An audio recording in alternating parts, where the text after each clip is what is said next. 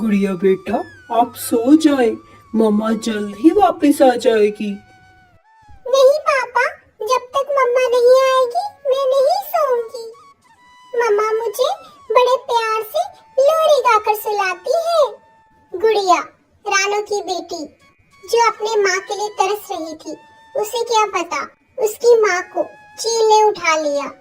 रानो का पति टुन्नू ये सब जानता था, पर अपनी बेटी को वह सच नहीं बताना चाहता था। गुड़िया अपनी माँ की राह देखते देखते सो गई। गुड़िया बेटा, मैं आपको क्या बताऊं, अब आपकी माँ कभी नहीं हमारे पास लौटेगी। अब तक तो उस चील ने रानू को मारकर खा भी लिया होगा। रानू का पति टुन्नू सारी रात जागकर अपनी बेटी के बारे में सोचता रहा। जैसे ही सुबह होती है, गुड़िया एक बार फिर अपनी माँ के बारे में पूछती है। पापा, मम्मा अभी तक नहीं आई। मुझे रात को कब नींद आ गई, मुझे पता ही नहीं चला। गुड़िया बेटा, तुम अपनी माँ के बारे में इतना क्यों सोचती हो? क्योंकि पापा, मेरी मम्मा मुझसे बहुत प्यार करती है और मैं अपनी मम्मा से। तो क्या मैं प्यार नहीं करता गुड़िया आपसे? आप मेरा यहीं पे इंतजार करना, मैं आपके लिए मीठा मीठा दाना लेकर आता हूँ। इतना कहकर टुन्नू वहाँ से अपनी गुड़िया के लिए दाना लेने चला जाता है। जैसे वो नदी के पास पहुँचता है, उसे वहाँ पर तोता और कबूतर मिलते हैं।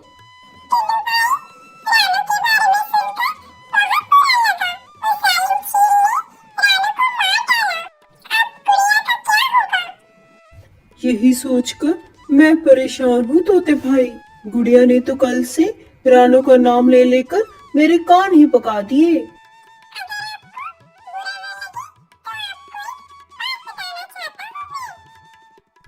हाँ हाँ, बोलो तोते भाई, क्या बात बतानी है आपको मुझे?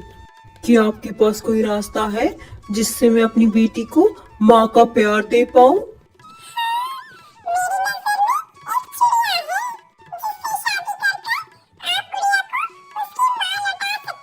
सच में तोते भाई, क्या ऐसा हो सकता है?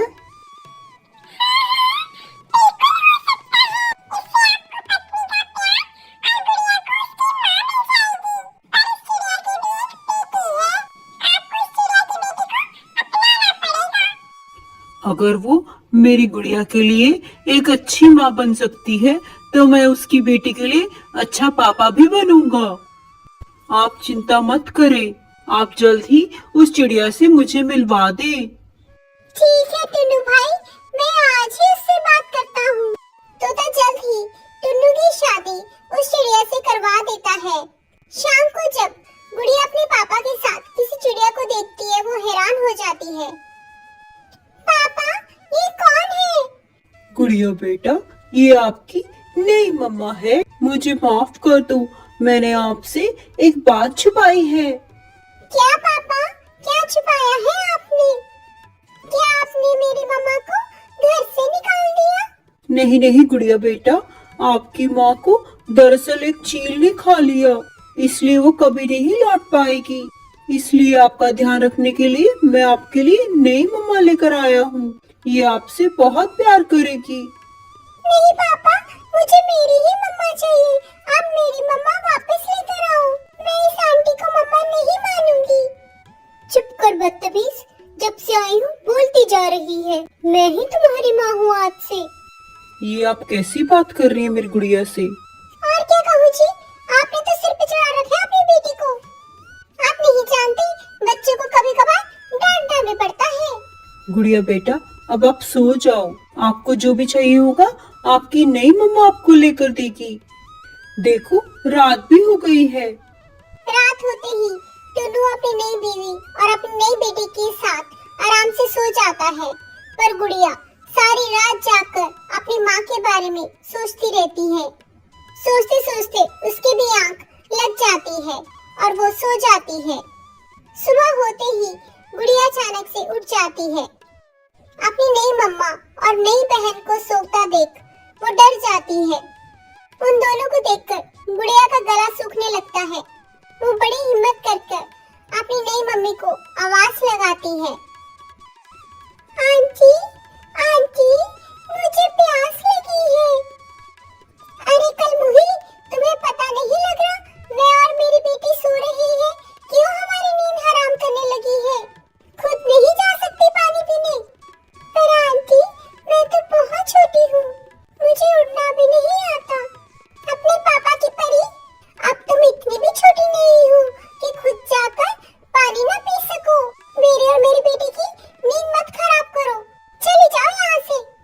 अपनी नई मम्मा की ऐसी बातें सुनकर गुड़िया दुखी हो जाती है और खुद ही अपने छोटे छोटे पंखों से उड़कर नदी के पास पहुँच जाती है।